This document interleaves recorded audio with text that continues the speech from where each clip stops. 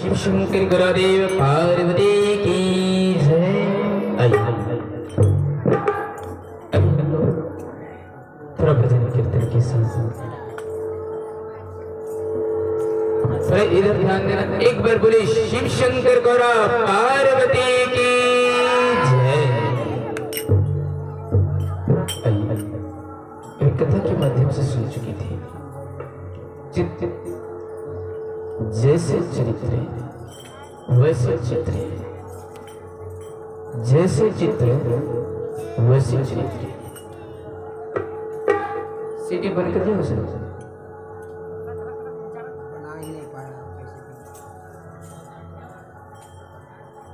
जैसे चरित्र है वैसे चित्र है। हम लोग बहुत सारे नौजवान क्या कहते हैं कि सत्संग हमारे लिए नहीं है, चर्चा हमारे लिए नहीं है, कथा हमारे लिए नहीं है, शराबी कहते मेरे लिए नहीं है, मनसाहारी कहते मेरे लिए नहीं है, ये तो साधु संत बाबाजी फकीर के लिए नंद है। सज्जनों जरा गौर से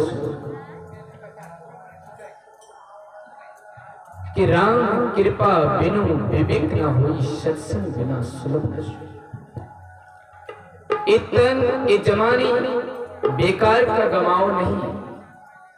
तुम्हें कुछ चीज सीखना है तो साधु के चरण पर ही सीखोगे। रामायण में लिखा है सुन ही समझे तू अनुरागा, लही चार फले साधु समाज पर्यागा। कोई सज्जन नौजवान कहेगा अगर यदि मैं बिना गुरु के ज्ञान से कुछ तरक्की करेंगे इत्यादि, कदापि कोई समाज के लड़का तरक्की कर नहीं सकता है। एक लड़का अगर विद्वान बनना चाहते, इंजीनियर बनना चाहते, कलेक्टर बनना चाहते, ऑफिसर बनना चाहते हैं तो वो भी किसी उसी तरह का गुरु की अपनाना पड़ेगा। अब कहोगे शराब पिएंगे, दारू पिएंगे, नशा खाएंगे, वो लड़का जिंदगी के लिए गुजर इस शरीर है। तो इसीलिए कहते हैं कि कम से कम मनुष्य तनधारी है, इस जीवन में कुछ तरक्की करो, इस समाज के लिए तरक्की करो, ये देश के लिए उन्नति करो। अरे शरीर को तंदुरुस्त करके कहोगे हनुमान जी हूँ, ताकतवर हूँ। ताकतवर का गुलाम तब तक होगा जब तक तुम्हारे पास जेब पर पैसा होगा, तब तक तुम ताकतवर का गुलाम होगा। जब तक तुम्हारे अंदर गुण नहीं है, तुम्हारे अंदर शिष्टाचार नहीं है, तुम्हारे अंदर व्यवहार नहीं है, तो तुम सब ताकत से गिरेवान हो। सज्जनों कभी नहीं कहता है ना महल अटारी भरे ना झोपड़ी भरे, सबसे बड़ा है हमारा गुण भरे। सज्जनों जरा बताइए कि आपके पास बहुत सारा पैसा है, बहुत कुछ है, लेकिन आपके पास गुण नहीं, कला नहीं, तो तुम्हारे पास पैसा कोई काम का नहीं है। तो इसलिए हर व्यक्ति को, हर सज्जन को, छोटे छोटे बच्चा को गुण सीखना चाहिए। हर नौजवान लड़के को गुण सीखना चाहिए। नशे, गंजी, बीड़ी, सिगरेट पीने की गुण नहीं, दोस्ती संगति करते हैं। जिस प्रकार से नाक के अंदर मणि छिपा रहता है, मणि विष प्रवेश नहीं होता है, उसी तरह दोस्त के अंदर के भी रह करके भी उस दोस्त को गुणवान बना कर जाओ और गुणवान से धनवान बन सकते हैं। कोई कला सीखो, ढोल बजाने, गाने के लिए, भजन गाने के लिए, बजाने के लिए। एक कला सीखोगे ना, आपके अंदर घर में नहीं अन्न है ना, तो दुनिया के राजा महाराजा तुझे फकीर जैसा पूछेगा कि मेरे घर चलना, थोड़ा एक गायकर है, एक भजन गा देना। अगर आपके पास कला नहीं, आपके पास कुछ नहीं, तो ये रूपवान बनकर क्या फायदा होगा। चूलों को सजाने से क्या फायदा होगा, चेहरा को सजाने से क्या फायदा होगा, इत्र गुलाब बबूला और इत्यादि सुगंध को लगाने से क्या होगा। कबीर ने कहता है अरे सजनों, ये इत्र ये सुगंध तो 10 मिनट की सुगंध है, फिर पानी डालेंगे प्रातः काल होंगे, इस सुगंध छिन हो जाएगी। ऐसी इत्र लगाओ तो जिंदगी भर सेंट लगा ही रहेगा, छूटेगा नहीं। आंधी आए, तूफान आए, बारिश आए, बादलों से घिरे, बारिशों की झंझार पड़े, लेकिन इत्र हमारे शरीर से छूटे नहीं। ऐसे नौजवान अगर तुम इत्र लगाओगे तो आपका जीवन में कोई कल्याणमय बन जाएगा। लेकिन हम लोग थोड़ा थोड़ा सेंट लगाते हैं, पढ़े लिखे कुछ नहीं, सेंट लगा देते चल जाते हैं, कुछ ज्ञान नहीं सेंट लगा लेते चले जाते हैं, कुछ बुद्धि नहीं सेंट लगा देते चले जाते हैं। लेकिन इस सेंट कुछ देर के लिए चले जाएगा। सुगंध का मतलब है, सेंट का मतलब है कि तुम्हारे अंदर कला हो, समाज में रक्षा करने के लिए कला हो, कि आप समाज के लिए कुछ अच्छे राजनीतिक की कला है, समाज में कुछ विद्यार्थियों को समझाने की कला हो, कि आपके पीछे 10 आदमी ये सेंट लगा घूमते रहेगा। नहीं है खाने के लिए भात, नहीं है पहनने के लिए तिलक, नहीं है कुछ, तो एक प्रकार का सिंदूरता कहते हैं कि ऐसी कला लगाओ जो हमारे जीवन में। बोले एक बार शंकर भगवान की जय। बताइए, भगवान भोलेनाथ ने कहता है, पार्वती से संवाद हुआ, पार्वती भोलेनाथ से कहता है, पार्वती बोली भोलेनाथ से, हे जगत के त्रिनेत्रधारी त्रिलोक के दाता परमेश्वर नीलकंठ परमेश्वरी। क्या कहने लगा? पार्वती ने बोला भोलेनाथ से, क्या बोलता है कि हे स्वामी, समस्त देवी देवता लोग रूही चमेली गुलाब बेली पहनते हैं, आप देखते मुंडमाला भसा त्रिपुन वही पहनते हैं, मुझे तो समझ आता ही नहीं है। मां पार्वती ने बोलने लगी, भोलेनाथ ने कहा कि रूही चमेली गुलाब बबूला पहनूंगी, फिर सोना चांदी हीरा जवाहर बनूंगी तो मुझे चोर पीछा कर लेगा। क्या कर लेगा? चोर पीछा कर लेगा। अब चोर आएगी, इधर उधर कहां घुसोगे, मैं तो समाधि का ये ध्यान ही करता हूँ, ध्यान में मगन रहता हूँ, इसलिए मुंडी का माला ये पहन लेता हूँ और त्रिपुंड लगा लेता हूँ, भस्म लगा लेता हूँ, मैं उसी से मगन रहता हूँ। बोले एक बार उमापति मारे। अब बताइए, हम लोग इतना कथा सुनने जाओगे, दूर में बहुत बड़ा बड़ा जेवर बनकर जाओगे, चोरी हो जाएगी तो कथा होगा उसमें। जाओगे बाबा बैद्यनाथ तो उसमें बड़ा बड़ा जेवर पहन लो, चोरी हो जाएंगे तो धाम होंगे, होंगे धाम, होगा मैया नहीं धाम, उसमें धाम हो नहीं सकता है। भगवान को कहते हैं कुछ गुण सीखो। मैया पार्वती इतना सुंदरता है, भोलेनाथ कपूर से भी गोरा है, क्या है, फिर भी इसका रूप अलग अलग है। तो सजनों सुन, भोलेनाथ को हम लोग मानते हैं कि नहीं मानते हैं? इसमें कौन कौन आदमी के भोलेनाथ को मानते हैं? हाथ उठाइए।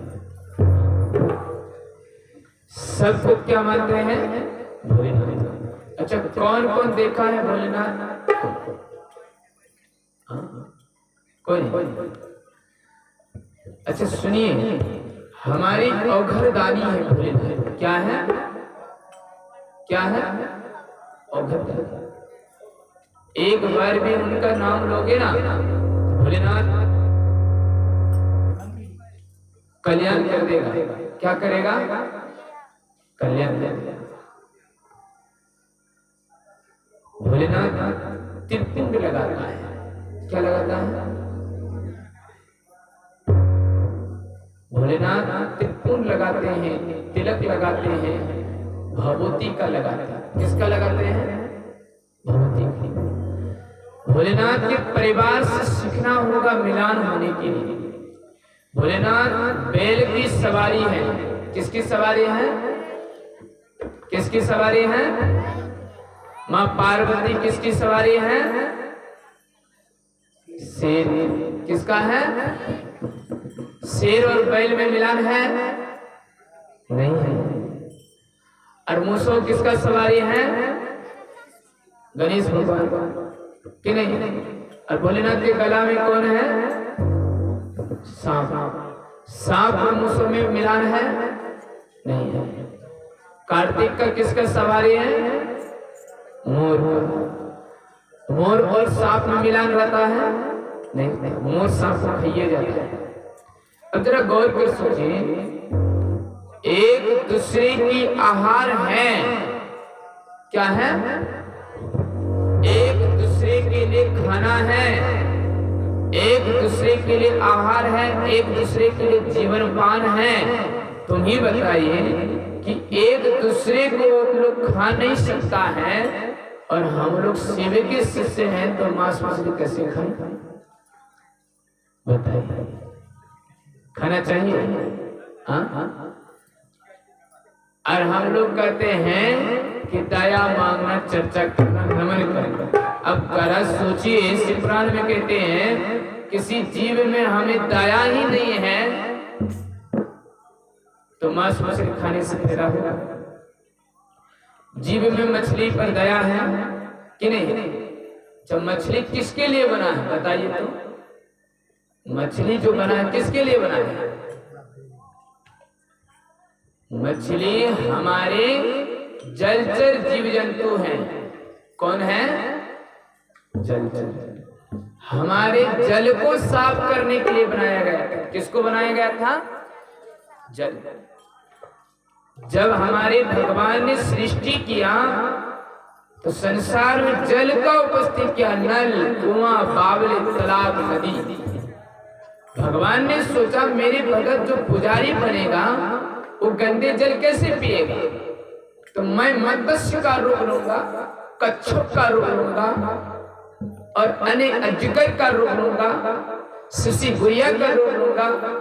जो जिस प्रकार की जल होगा उस तरह का जल में रहूंगा रूप बनकर, और जितने भी मल मूत्र अन्य प्रकार की सामग्री जिस जल में जाएगा मैं उन्हें ग्रहण करूंगा और साफ करूंगा। मेरे मनुष्य तनधारी व्यक्ति जो है इस जल को पीकर जीवन यापन करेगा।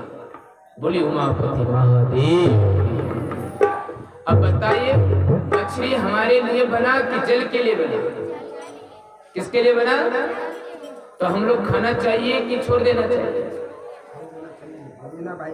मछली से कोनो विटामिन नहीं है। खाना है तो कच्चा खाओ, कुत्ता को खाओ, हाथी को खाओ, कच्चा खाओ, उसमें विटामिन। किसको खाना है? कुत्ता को, हाथी को। छोटा छोटा कबूतर है उनको खाना चालू कर देते हैं। ये नभचर है, आकाश के लिए साफ सुथरा है। किसके लिए है? आकाश। हमारे बिहार, हमारे भारत देश में सरकार को अन्य धन दौलत दिए हैं कि नहीं दिए? चावल दिए फ्री में, फल फलारी मिल रहे हैं, मछली यहाँ खाने की जरूरत है। कहाँ?